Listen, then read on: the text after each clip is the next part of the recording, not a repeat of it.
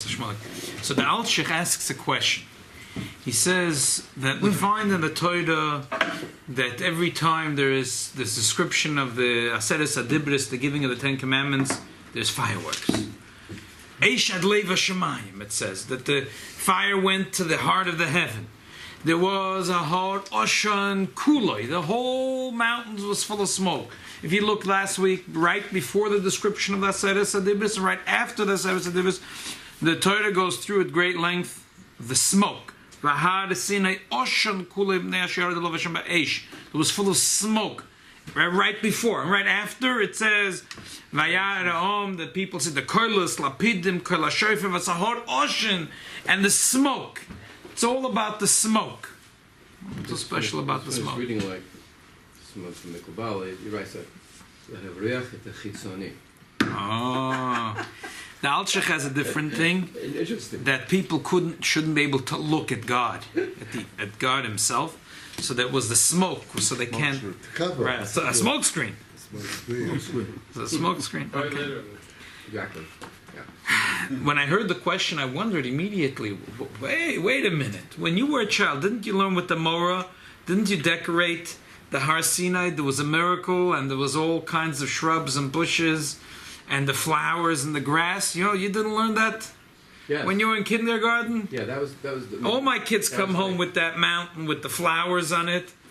So I looked. How did they go through the smoke? Yeah, exactly.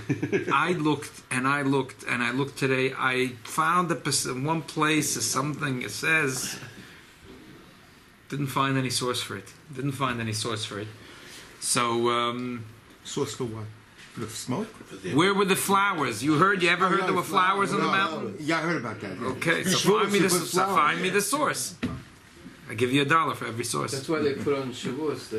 So the reason we put branches is because because the fruits are being judged on Shavuos. We spoke about this a few weeks ago, I think on a Monday night or last week Monday night, the difference between Tu B'Shvat and Shavuos, because they're both the judgment on the trees. That's why there's branches of trees. The reason why we have grass and flowers is several reasons, and we'll leave it for Chag HaShavuos. Why talk about it now? The time is short. But it's not clear that there was such a miracle ever. And if there was, it was grass. Grass will not give you an abundance. A little bit of grass, you're not going to get a fire ad leva shamayim. You're not going to get an incredible amount of smoke. The only thing that gives you smoke is things that burn. You have to have a forest. When a forest burns, but that's the question the Al-Sheikh says. There's rock. Rock doesn't burn. Sand doesn't burn. Oh. No. Rock and sand doesn't burn. What burns is the shrubs, the little bushes, the cactus, something. The question is, that was a desert. There was nothing there. There was not a drop of water there. Where did they get... For plants to grow, you need water. So the Al-Sheikh says, what was consumed? Right. What was consumed? There was nothing there to consume. That's his question. So really, you could say, but wait a minute, there was the sneh. Why did Moshe Rabbeinu? Why did Moshe Rabbeinu go to that mountain originally with the sheep to find them graze? Okay, so you say graze is nothing; it's a little bit of grass. Wait, but there was sneh. It was just fire. Okay, but there was. It attracted his attention. There was only one sneh in the whole mountain. What do you mean? Was there only one bush in the whole mountain? That Moshe saw? Yeah, in that mountain, was there only one bush? Why do you think there was only one bush? One burning bush you saw. Oh, you want to know where the bushes came from? Oh, so if you say, if there was bushes, so I don't understand the question of the Al-Sheikh to begin with. Right. But the truth is that there is different, there's 10 opinions in Chazal, in the Medrash, what was the bush. Some say it was a very fancy bush, and it had in it flowers. And others, there's a famous opinion that we always talk about, and that Rashi brings is Ima Enoichi Betzorah. Bishom and Korcha said that God revealed Himself in this tiny, tiny little bush. It's hardly a bush. It's definitely from the Bush family. Not exactly. But it's really small. It's not making its way it's in the contest here. It's low energy. Yeah. Donald said it's low energy. Okay, so let's get into the Rashi and let's get into the story. The Alshich has an answer, as I said before. It was a miraculous. Really, there shouldn't be smoke because there's nothing burning. So Well, there was first of just a all- Well, maybe miraculous it's Kool-Aid smoke. Nest. Maybe it's Kool-Aid That's what he says. It was Kool-Aid Nest. Kool-Aid Nest. So there's no. I'm and not also, gonna- this now was Kool-Aid Nest. The fact that there was, if that It burnt and didn't it was also consume. in the desert. fact, the Torah tells me it's a miracle. Hashem put a bush I don't there. need a Moshe Alshich to tell me that. Torah's Moshe tells me that. It says Asnei bar beish vasnei nenukul. The Did not sneh is consume. burning in fire and it's not being consumed. But his Attracts his question attention. is Yeah. that how was there smoke at the time of the giving of the Ten Commandments? The whole mountain was burning. What was burning? Rocks don't burn. Sand don't It burn. was Hollywood. Ah, that's his answer. It was Hollywood. That was it. It was the effects. Special effects. But why? So, okay, exactly. It's fireworks. So let's start learning, and the Chassidus has a whole different take. But as we always do with the Rashi, the Rebbe said that Rashi fasted, according to the Shalah, 613 Taniyas before he started to write his first word of the first commentary. Who did? Rashi fasted Oh my for God. 613 days. Who says Oh, that? wow. Shalom. Straight? I don't know if he must have not No, fasted. no, no. Shabbos Unbelievable. Not couldn't be. 600. I couldn't be I straight. heard that. Yeah. It could have been just a day, not in the evening. Whatever. Maybe. No, Yeah, it could have been Monday that's and what I'm Thursday, talking or That could have been- Monday, was Tuesday, was and it from night Thursday. to morning, or just from morning, like a regular, like Regular fast. The morning Right. from from morning to evening. Exactly. morning to evening. So afterwards, he wrote his Pirush. So the secrets of Torah start with first understanding the Pshat. So let's learn the last four psukim of this Parsha, Mishpatim, which talks about the giving of the Ten Commandments. Let's try to learn the last Rashi and understand the Rashi. And once we understand the Rashi through the Sicha, then we can go into the depth of the story. Let's just first focus on the very last pasuk and the very last Rashi, and then we'll go back to learn the whole thing, the last four psukim from Mafta to the end of the Parsha. There's four psukim, pasuk 15, 16, 17, 18. Let's first look at pasuk 18, the last pasuk here. Vayave Moshe b'toich Onan, and Moshe came into the midst of the cloud. Vayala lahor, and he went up on the mountain. Vahi Moshe bahor, and Moshe remained on the mountain. Arboim yom, v'arboim loyla, 40 days and 40 nights. Rashi says, "B'toicha onan," into the midst of the cloud. Onan zekimin oshenu. The cloud was like a thick smoke. It was like a thick smoke. But God made a path for Moshe in the midst of it. If I tell you Where a did you get cloud, this from? This is if I tell you a cloud, what do you think when I tell you a cloud? If I tell a child a cloud, Mist. what is a cloud? Mist. Mist. What is that made of? condensed water. Water. Water. Condensed Right. water. Condensated water. Okay. What is? Who told It was Rashi Usher. that this one was not made out of water? It was made out of fire. Smoke.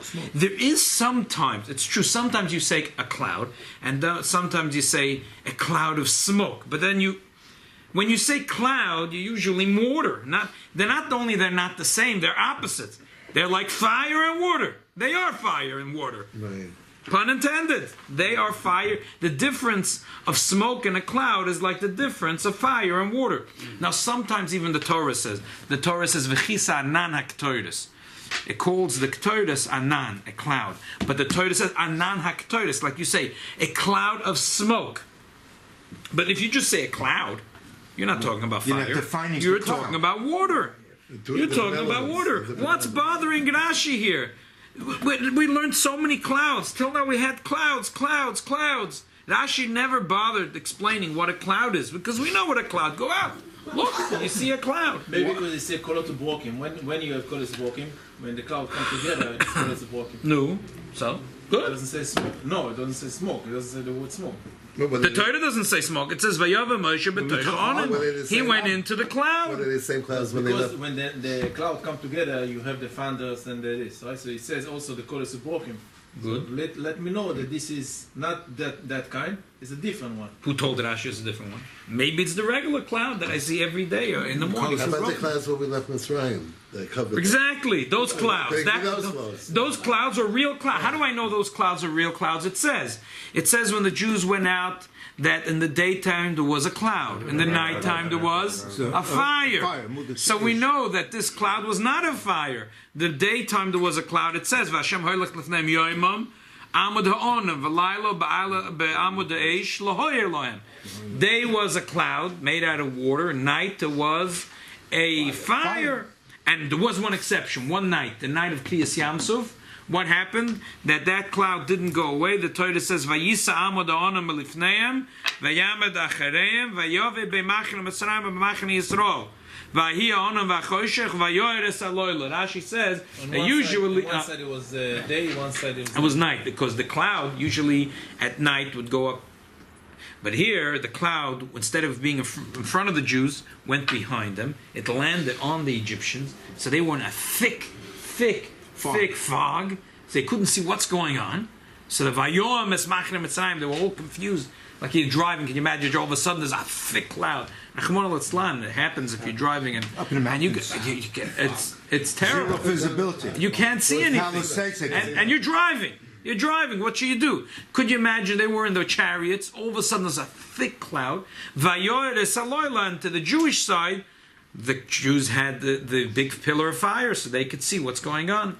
But the bottom line is that till now, a cloud was Even that cloud was not fire. Exactly. Not smoke. Exactly. Cloud is cloud. Smoke is smoke. Fire is fire. Water is water.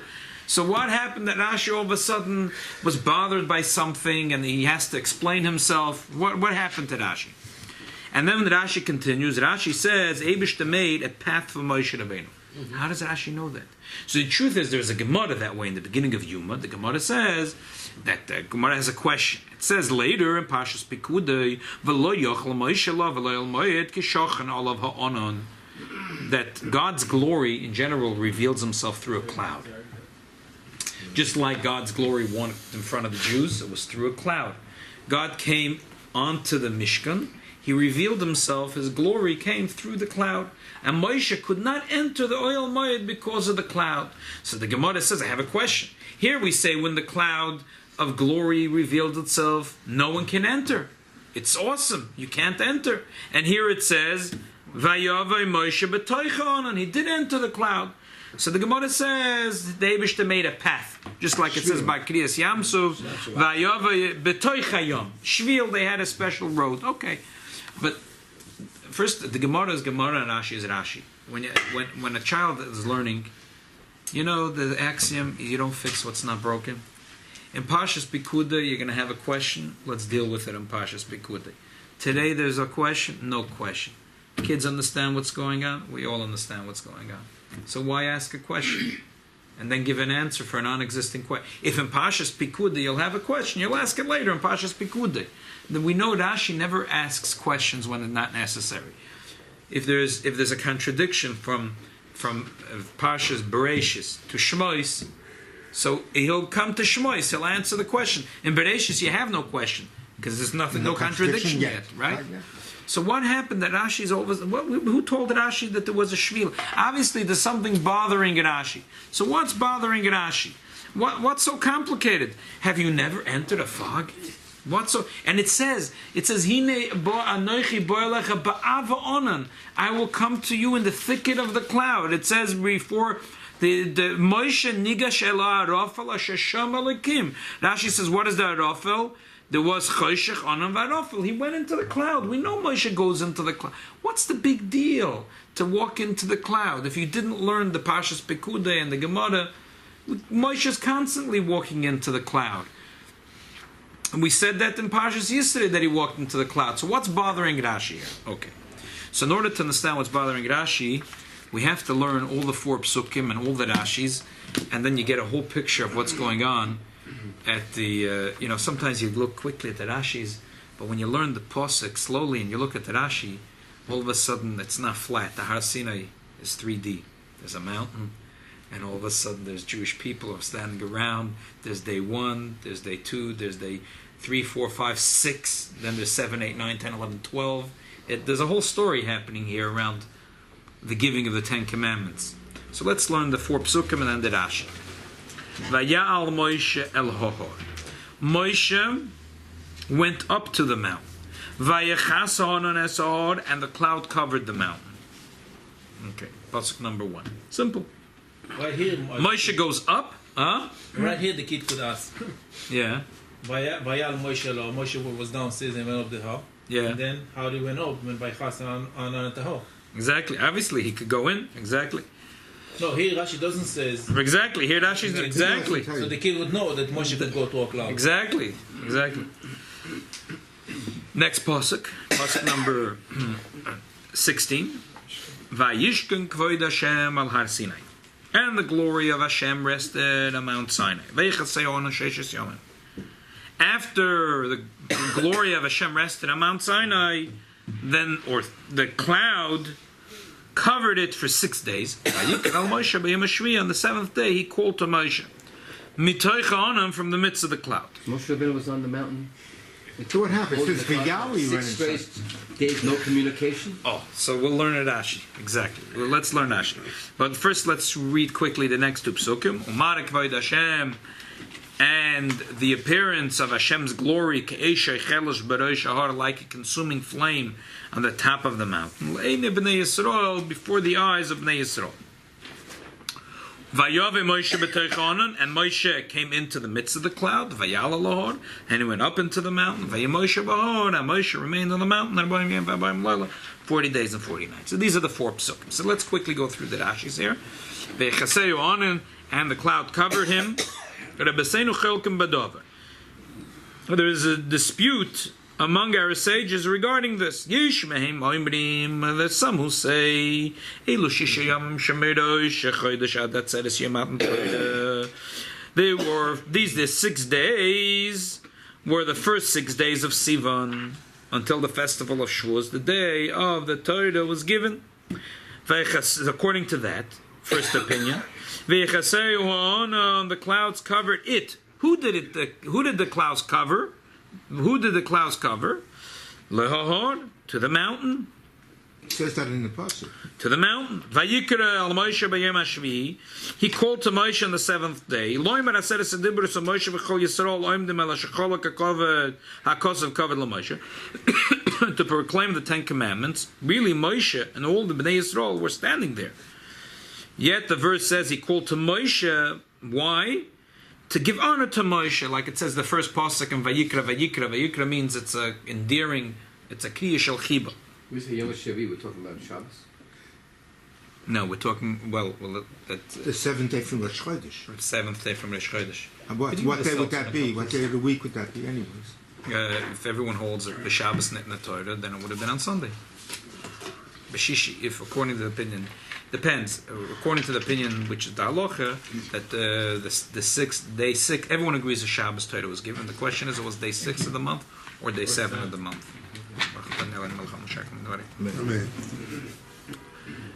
Okay, let's continue. But there are others who say that the cloud covered him. Who was covered? Moshe. It refers to Moshe. 6 days after the giving of the 10 commandments, and they were in the beginning of the 40 days. When the Moshe went up to receive the tablets, to teach you, whoever enters the camp of the Shechina requires seclusion for 6 days as a preparation. So basically, there's a very big difference. There's 2 ways of learning what happened here. One, the cloud covered him for 6 days. Who is him? One opinion is that it covered Moshe. One opinion was it covered the cloud. If it covered the mountain, if we're talking about the mountain is covered, we're talking from day 1 of Sivan till day 6 of Sivan. If we're talking about Moshe Rabbeinu, we're talking about day 6 till day 12. So there's 2 opinions what happened here. Okay. Either way, there's the Torah is jumping here in these 4 psukim. The Torah is jumping around over here. And why do we need the cloud? Why? That we'll get to in a minute. But Jewish people first, don't see Hashem. Well, that's Rashi answers why with Moshe Rabbeinu has to be covered in It the... doesn't say Hashem.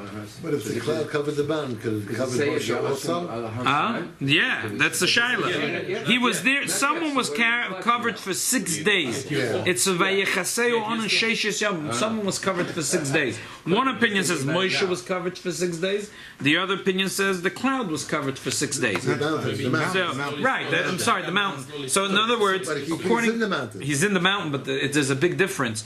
We always think that Moshe was up there for 40 days and 40 nights. According to one opinion, he wasn't really there for 40 days and 40 nights. He was there for 40 days, but 6 days he was in seclusion, and then 34 days he was talking with Hashem Yisbarach. In the cloud. How long take him to go Yeah. up the On mountain? the mountain. Right. In the cloud. Right. In the cloud. So there's two And opinions. he's One 6 days opinion of is seclusion, free that What, he's spending before.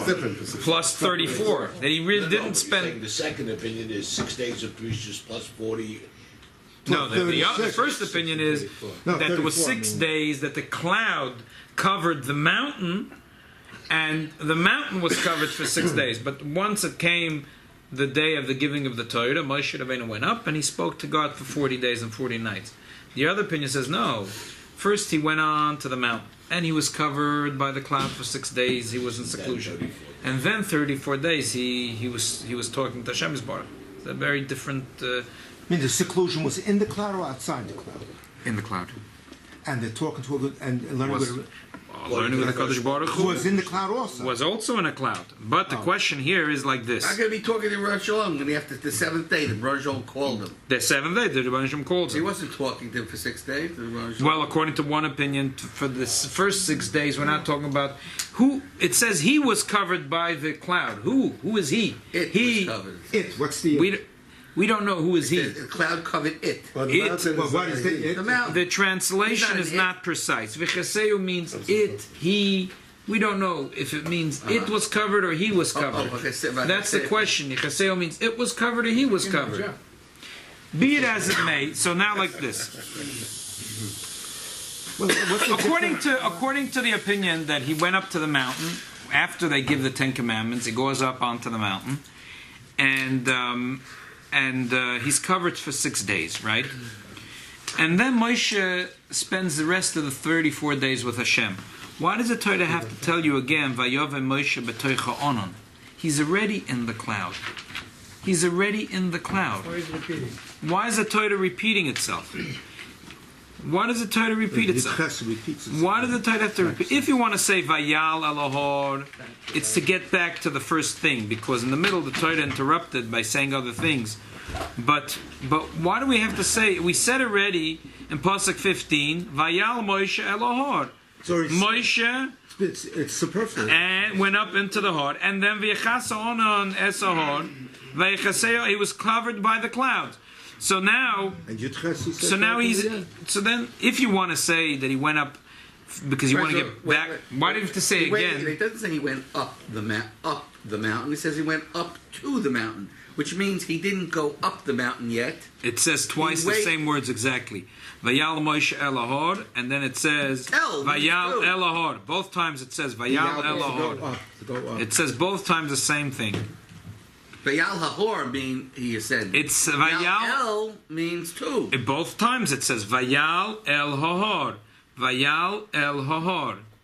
Cut and paste. Exact same words. Vayal and went up into the mountain. Vayal El Hahor. I don't know what the translation is, but just to look in the words of Hebrew, it's exact same words. So you're saying that that's what bothers Rashi. Right. So what's more what bothers Rashi is that if you say the Torah wants to get back to the Torah in the middle interrupted to say about the Marik Vayd Hashem Ke'esh Achelos B'Reish Hahor, Torah wants to get back to the original thing. Oh, we were talking about Moshe going up, but the cloud, we know that there's a cloud there. Why does the Torah tell us again that there's a cloud?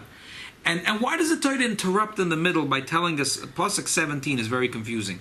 When it says Pasuk 16, Vayishkin Kvod Hashem al Har Sinai, God's glory rested on the mountain. Right away it should say, oh, and the appearance of Hashem's glory was like a fire consuming in the top of the mountain, Le'nei Bnei Yisrael.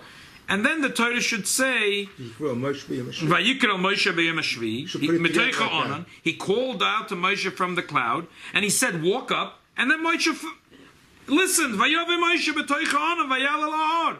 Why does the Torah keep on jumping here? From the Torah, especially according to the opinion that he was in the cloud for 6 days. And the seventh day, the Eibusher says, Moshe Rabbeinu, come up. Come on. Okay. Now, come up to me. So that's what it should. Pasuk 17 and 18 are continuation. Vayikar al Moshe. The Eibusher says, Moshe, come up. And Pasuk 18, Vayove Moshe. He listened to God and he spent with the Eibusher the 40 days. So why in the middle does the Torah interject to say, Umar Kvod Hashem, the appearance of Hashem's glory is K'esher Chelas, like a consuming flame, Berosh Shahar, on the top of the mountain, La'ine B'neis. Why does the Torah have to interrupt? If the Torah wants to tell you that God's glory looked like a fire that's consuming the top of the mountain, it should say that in the beginning. It says, Vayishkin Kvod Hashem al Har Sinai, that God's glory is there, and it should say right away that glory is K'esher Chelas. Oh, that's what Rashi thinks. What did he say? Rashi says that there's two types of clouds. Yeah. That's what Rashi thinks. That's why it says twice Vayal Moshe, twice Vayachasa Onan. There's two types of. Once he went into a cloud of water. The other time he went into a cloud of fire. And that's what the Torah is saying. The Torah is saying, Hashem, that the glory of Hashem is K'esh Oichelas, like a fire, not a regular fire. By the Ten Commandments, it says that there was Hara Sinai Oshan Kuloi. It doesn't say Eish Oichelas. Over here it says Eish Oichelas. Why Eish Oichelas? To tell you, how do you get smoke? You don't get smoke if you just have a fire. If you just have there's clean fire, right? Natural gas, right? If you have natural gas, exactly. That's no clean. Smoke. There's no smoke there. But you have coal, oil, you have wood, you have wet wood that's not dry. That's where you get. That's how you get a thick black smoke, right? So the Torah is telling me, it was a eish which was consuming wood, it was consuming bushes, it was consuming stuff, and therefore there was an incredible amount of fire. So Vayove Moshe b'toich Onan, Rashi says it was a different type of Onan. When it says in Pasuk 15, Vayal Moshe lahor v'yachas Onan alahor, that's talking about the cloud made out of water. Water droplets. Right. He went especially up twice, but he didn't come down. But especially he went according up and then he went further up. Exactly. He went up and then he went further up. The truth is that he went up and then he got the 10 Commandments. And either right after the 10 Commandments, he went further up on the mountain, or it was that he stayed there for 6 days and then walked up further to the mountain. But there were two steps. This Pasuk 15 and 16 is talking about before the 10 Commandments were given. Before the 10 Commandments were given, he walked into a cloud, and that was a regular cloud, a cloud of glory, Hashem's glory, and that's a regular cloud, a cloud of water. According to what he's saying, everything happened in the Anan, nothing happened in Shamayim. Or double Anan, but he never went to Shamayim. That has nothing to do with what we just said now. That's what the Pasuk says. The Pasuk says, regardless to how we're going to learn if there was one type of cloud or two types of cloud. But what we're saying here is that Rashi was bothered that Pasuk 15 and 16 and 17 and 18, what's going on over here? So Rashi decided that there are two types of clouds. In Pasuk 15 it says, Vayal Moshe lahor v'yachas Onan asahor. Moshe went up to the mountain, the cloud covered. It was a regular cloud. How long was he there? It was a regular cloud. How long was he long was it there? 6 One days? opinion says 6 minutes, and the other one says 6 days. Because the next pasuk says that someone was covered for 6 days. So either the mountain was covered for 6 days from day 1 to day 6 of Sivan, or Moshe Rabbeinu was covered by that cloud from day 6 till day 12. Either way, after being in that cloud for 6 minutes or 6 days, the Eibishter called him and said, Moshe, come up. Now something happens. He doesn't continue walking in that cloud of water. All of a sudden now he walks into a different cloud. Smoke. Rashi says, Onan ze kemin oshanhu. It's like It's a different cloud. It's not the same cloud of Pasuk 15 and 16. That's why the Torah interjects in Pasuk 17, Umarik Kvod Hashem, that the glory of Hashem was here revealed Ke'esh. Usually it's revealed in a cloud of water. Here it was revealed in a cloud of fire. Why couldn't it be the same cloud, but it changed characteristics when Hashem revealed himself? Could be it was. Just, okay. Maybe In other words, it it says the glory of Hashem rested on Mount Sinai. But when it's resting on Mount Sinai, without people coming into, when people are going to behold Hashem, then he becomes like a consuming fire. It's the people that change the now that Rashi, if you want to say Rashi this way or that way, first let's understand what Rashi's saying. Rashi says here, this cloud is like a thick smoke. So the question is, who told Rashi usually a cloud is made out of water, not made out of fire? So the answer is simple. That Rashi sees that after Pasuk 15 and 16, the Torah interjects and says the Eibishter's glory was revealed like fire, when it's not necessary to say it right here. And then again, the Torah repeats itself. It's like a new story. So Rashi learned, yes, it was a new story. Till now, he was in the regular cloud, in the cloud of water, and now he went into a cloud of fire.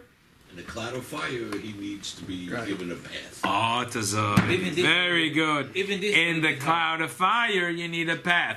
Why do you need? Because if you walk, you see, when you learn like a 5-year-old, you learn pshat. Now you know why you need. You walk into a cloud, whatever. You walked out of a cloud. That's it. Big deal. You walked in. Maybe your clothes a little wet. No problem. You ever walked into a fog? 100 times in your lifetime, 1,000 times. What's the big deal? So you walked into a fog. But did you ever walk into a thick soot? There was a fire, a smoke, and you happened to pass. Your clothing stink. You have to go to special cleaners to put in all your clothing, and then you're lucky if the comes out. We had here the last year. We had a fire. Smoke damage. Oh, did it take a long time to get the smell? To get rid of the smell. Yeah. You still have it? It was not. It wasn't a simple thing. And any coats that were here in the time. Throw in the garbage. Yeah, you could throw them in the garbage. Can't clean them. So now think a moment. Think a moment. We say in the morning it's a mitzvah. Every morning a person should bathe. It says, "Roichetz Adam Ponav Yodav Eraglav B'chol Yom B'Shvil Koinoi L'Kovet Koineu D'Ksiv D'Tzelav Melakim Osas Adam." Every morning, a person has to wash to look nice to the Eibishter. And the Rebbe, when he spoke about it, mentioned that his father-in-law was very particular about the cleanliness of the students in yeshiva, that they simply have to brush their teeth every day and keep their clothing clean and keep their bodies clean, and like a military. Why? Like a cadet. Because the Eibishter says that you are made in my image, and the Yid, a person will say, no, who davens? Who's davening? My fingers are davening. My neshama is davening. So my body is dirty. That's not the way it works. The Torah says, true, your neshama is davening, but you have to cleanse your body. To take a shower, take a bath, go to a mikveh, whatever it is. Is the Raglav still huh? Is the Raglav, is that still yeah, well, it's still the same thing. I mean, today we take a shower, so we don't just wash. In those days, they didn't take a shower every day, they didn't take a bath every day, so at least was one of your other Veraglov. At least that was the minimum they did. Sponge bath. Right, exactly. So they did something. So, you question, you walk out of the smoke, thick smoke. There's an ocean, black soot smoke. You walk past it, you're black. You're black. Now he's going to sit with the Rebbeinu Shalom for 40 days or for 34 days, depending, with soot covered in soot. That's covered it. Does it make sense? So that's what Rashi says. That's why he made a shvil. He made a path to walk in the middle. That's why also the Torah says ke'esh oicheles. Why is it important to know eish oicheles? Because if it was a clean fire, then there would be no smoke.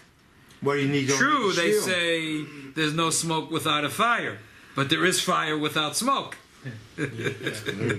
So in order to know that this was a fire with smoke. When we're in Parshas Yisrael, it says that there was a fire. Okay, wasn't relevant to know that there was smoke. Here it was relevant to know there was smoke. It's not enough to tell me there was fire. Eish oicheles. It was a fire that was consuming. So now there was smoke. Now we understand the pshat of the pasuk. So why does Rashi have to add? Rashi says kimin osha. It was like fire. What do you mean like fire? No, not fire. Like a it was like smoke. Yeah. Like a cloud. No, a harsh and smoke. Yeah, what does it mean like smoke? Was it smoke or was it not smoke? What do you mean like smoke? And then also the Torah calls it a cloud. Why don't you call a spade and a spear a spear? Call a cloud and smoke. The Torah says it was a cloud. And Rashi has to tell you, no, but if you look very closely in the pasuk, in the previous pasuk, and the one before that, you can figure out that sometimes a cloud is a cloud, and today a cloud is a smoke. Why can't the Torah just tell us?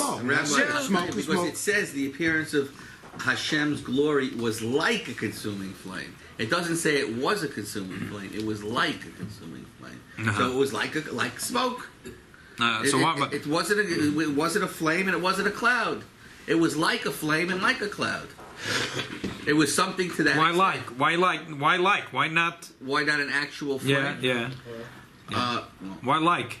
Because why just do the fake thing? Why not do the real thing? It was a kind of deterrent thing. Like an analogy that I can think of is if you have a holy tzaddik, let's say, and during Chayil, during the week you can approach him, but on Shabbos his face becomes so holy you can't look at him. You know, so his face is like fire. What are you going to say? His face is fire. It's like you can't look at it. So you're saying bright. There was no real fire going on? Yeah. Spiritual fire. Spiritual. Okay. Yeah, so if we go back to the Alshich that we said, was the soot or was it not? Exactly. There was no soot. The pshat is simple. The Alshich, we said, has a simple question. He says, who grows things in the desert? Have you ever seen an orange grove in the desert? No. Did you ever go picking apples or berries in the desert? No. How could you have smoke in a desert? So the Alshich says it was a miracle. It was Hollywood. It was ki'ei sheichelas. It wasn't real. What do you mean? What was burning? The rocks were burning. The sand was burning. The grass was burning. The sand. What was burning? It was pyrotechnic. So it was ki'ei. But so what was a miracle, right? So but what was? So why? Why you have to? That's why the Torah calls it a cloud, because it's not real smoke. It's a smoke screen. It's not real smoke. That's why the Torah calls it. Call it a cloud food. So what is the difference between the first? But what is the difference between Tesvav and Yudches? As we said, Tesvav is talking about a real cloud. That was real, real cloud. And here's talking about a cloud, which is because the rocks are burning and the sand is burning. It's not real because rocks usually don't produce. The smoke, you can't put rocks on fire. You can never light rocks. If you have the Sahara Desert, you have a whole desert. Unless Ted Cruz carpet bombs. Yeah. then it's going to glow. Yeah. The sand's going to glow. And then you'll get it. Take two rocks and put it together. It can get Hamas funeral. So why do you need a shvil here, according to Rashi? Then, if it's because for it, they what's the significance? There's no soot. It's not the real thing. There's no soot, so therefore there is. So why do you need a shvil for? It was a nest. It was a nest. Yeah, but you don't need a shvil. But the Eibishter made a nest. It should be not only it should be a fake fire, it should be a real fire. He made a nest. Usually, it's a nest what to make burns? a real fire. What burns? Usually, wood can burn. Rocks don't burn. The Eibishter can make a nest and rocks burn. Yeah. And when the Eibishter makes a nest and rocks burn, there is smoke. And the smoke is thick smoke. Understand? A laying cloud. So that means it was. That means that's ke'esh or chelis. Like it, but was real eish. It was real eish. Shlo b'derech hateva. Because the derech hateva, wood burns. Rocks doesn't burn. Here, rocks were burning. So sand was burning. Where do you get that from? There was actual burning. Where do you get that from? There was actual burning. Torah says, "Ki'esh oicheles." Marek void Hashem, the appearance of Hashem. Hashem. It was like a consuming flame. Right. It doesn't mean it could flame at all. Well, he's telling maybe it's an illusion altogether. It's not real altogether, but just an illusion. Why does the Listen, same do a why don't you miracle? Why doesn't a miracle for Compare it to the sneh, when it says the sneh. It's like By you the cut sneh, it the here. Torah says, "Einenu ukol." Why does the Torah have to tell you it doesn't ukol? If all the time when the Torah says, But it was a "Ke'esh real flame. It checheles," says it was a real flame, though, doesn't it? That was a real says, flame. Was a "Sneh bush. boyer ba'esh." Everything was it didn't. That was the only thing that the miracle was. That Okay, thing but wasn't. this doesn't say it was a real flame. I'm saying compared to what if it says it in the sneh was a real flame, why doesn't it say here it's a real flame? One was a real flame and one is not a real flame, right? Look at the lashon. So why does the Torah have to go like this? The Torah could over there just say it was he saw a sneh with ke'esh checheles, and that was it. Yeah, it didn't Why does say the Torah that. have to say vasnei and ukol? It just say vayaretz a sneh, vasneh Everything was, boyer ke'esh everything was checheles. burned there. The sneh wasn't burning. There was Could a say big fire. The kiesh. sneh wasn't burning. Ke'esh doesn't mean nothing was happening. It doesn't mean it was fake. After all this It explanation, means, as we say, that there was a miracle. The usual eish checheles is wood, and here it was burning brick. It was burning rock. It was burning sand. was after all this information, that the smoke is for the Jewish people should not be able to see the Oh, Ebershter. what is fire, and the fire is for the Jewish people not to see the Ebershter. That's not what Chassidus says. But that's not what- No, that's not what Chassidus says. Chassidus says a different shot. The Chassidus says a totally different shot. It says in Shira Shirim, Mizois Oila min HaMidbar, Kisimres Oshem Mekuteres Moiro Lavona Mekol Afkas Roichel. That the Jews are Oila min HaMidbar. Says the Alter Rebbe that the Midbar is a desert, an empty land, a place of sin, a place of Dvorim B'Telem. A Jew comes along once and says, enough of the Dvorim B'Telem. I want to get holy. I want to come close to Hashem. So now he burns his desert. He burns the desert. Now, whenever there's two types of fires. There's clean fire and dirty fire. If you have nice dry wood, you have a nice fire. If you have wood that's moist, wet, you're going to have a black smoke. You're going to have a dirty fire. Not complete. So what happens? Because there's a lot of resistance. There's to the fire. So all of a sudden there's a very thick soot. There's a very thick fire. So therefore the pasuk says there's two things as the Alter Rebbe. There is timras oshan, which is this huge smoke, and then there's mekuteres. There is that small, clean smoke of ketoides. It smells good.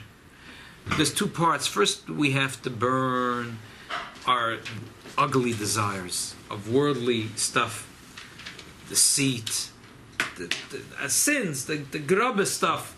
That we have to burn first. And over there, there's an incredible amount of resistance. Our beastly soul doesn't want to move. So when we start burning, there is resistance. So when there's resistance, there's big, thick smoke. There's mizois oilam in HaMidbar. David says, whoa, there's this big black smoke. What's going on? My uncle there is trying to get close to me. So there's a big fat smoke. resistance? Yeah, exactly. Then, mekuteres. Then it's really not such a big, fat, thick smoke. It's mekuteres. It's like ketoides. Now he's dealing with sometimes when after you deal with bigger problems in your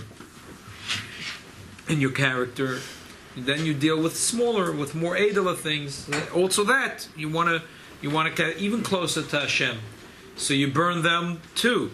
But that over there's more of a pleasant smell. It's not such a big, thick smoke. So this is really what the Torah is telling us. This is the whole thing of Matan Torah. If you have fire and you don't have smoke, you don't have Matan Torah. You missed the boat, the Matan Torah. The whole point of Matan Torah is there shouldn't only be a fire, but there should be smoke.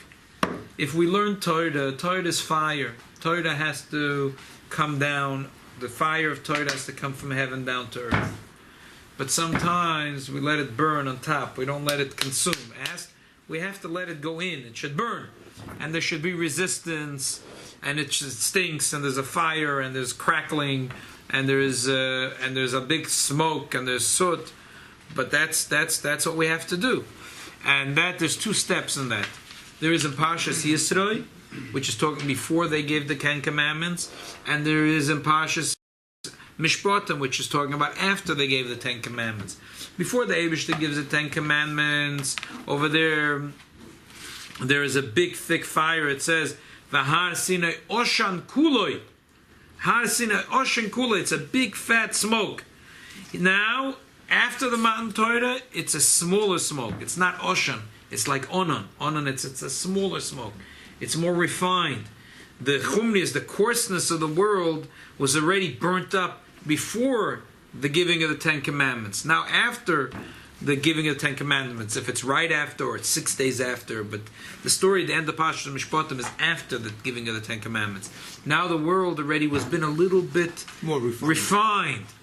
So now it's Eisher Cheles. True, it's Eisher Cheles, but it's really clean. It's like Anan Aktoides. The Chisa Anan Aktoides.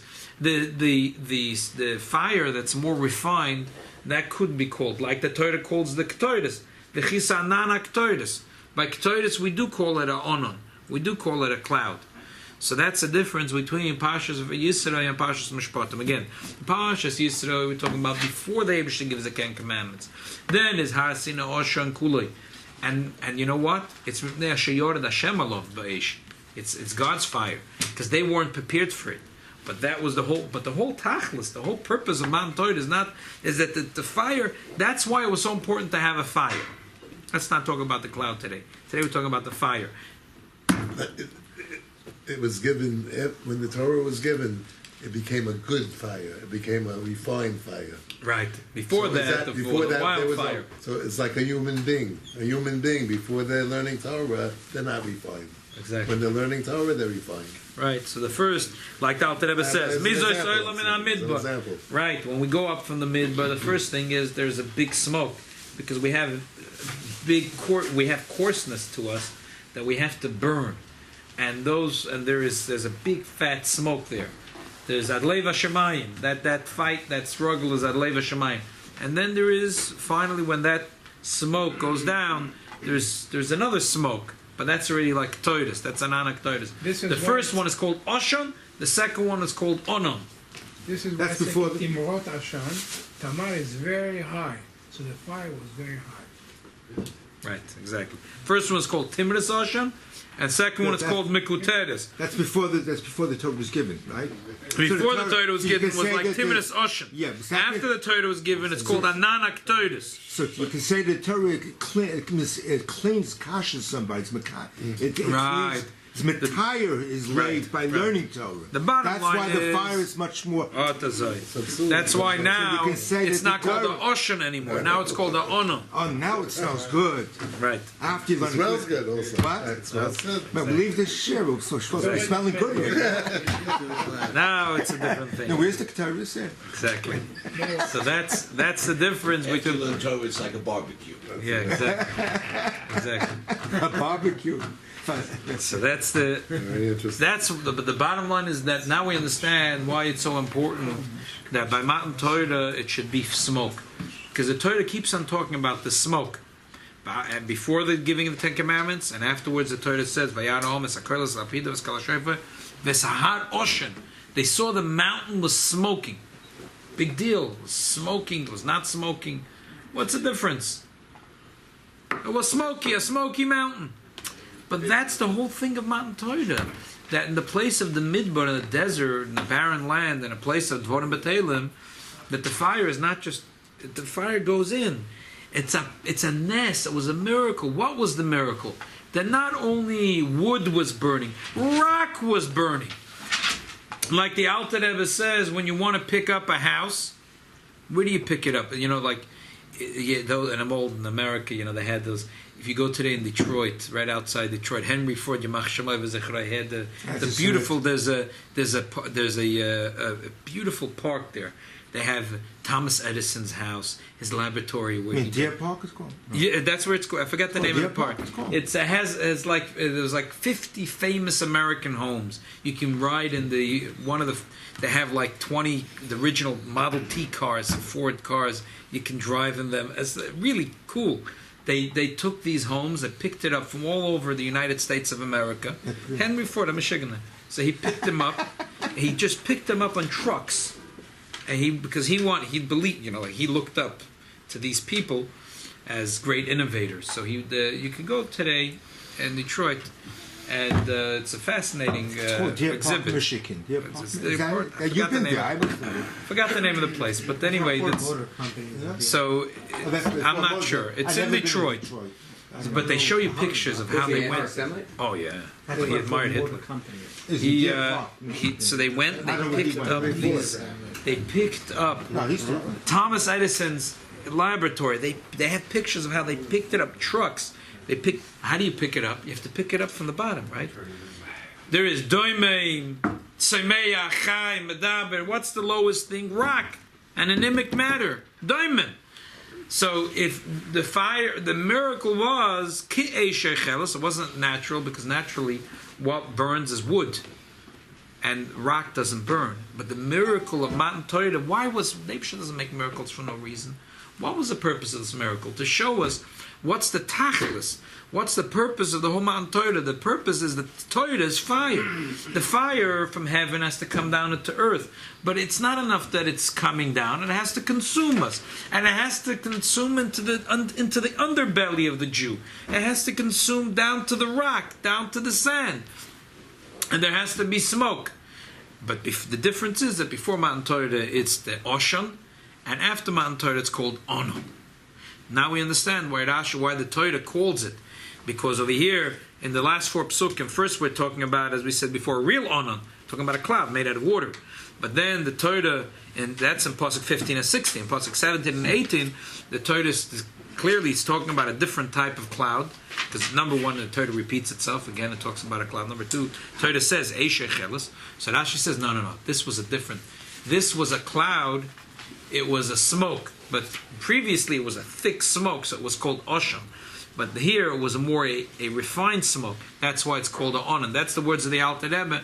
The Alter Rebbe says in the Maimer, which we will learn in Mitzvah Shem, the Shabbos Bli Neder, that Mizois Oila Min HaMidbar Ketimres Osham Mikuteres L'roiv Dakusa L'nikra B'Torah B'Shem Osham Kim B'Shem Onan. Because this smoke is already not so thick.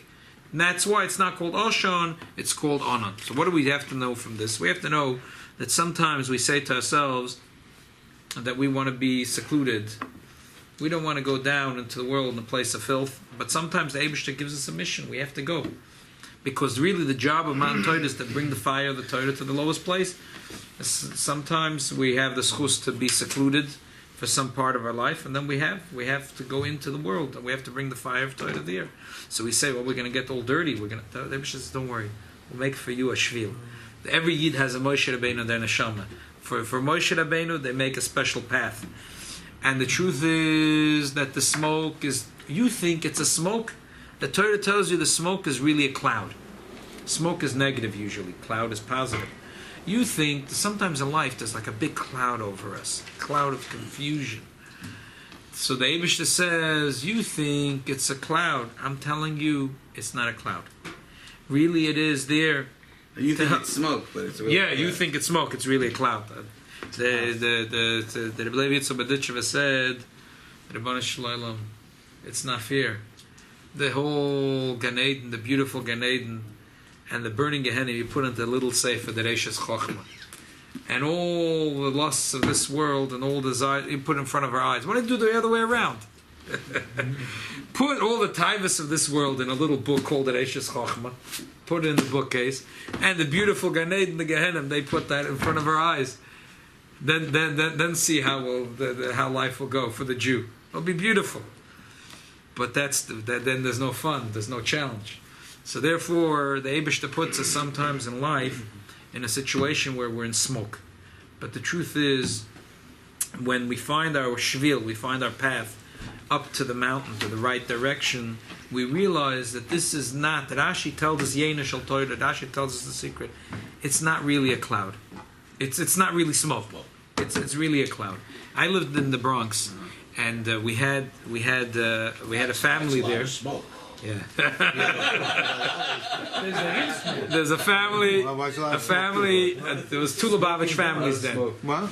The senior Lubavitch, the Shliach, was Rabbi Shem Tov. We had, Baruch Hashem, we had a few kinderlach. They were older than us, 10 years older than us, and they had no children. They invited us from Malava Malka.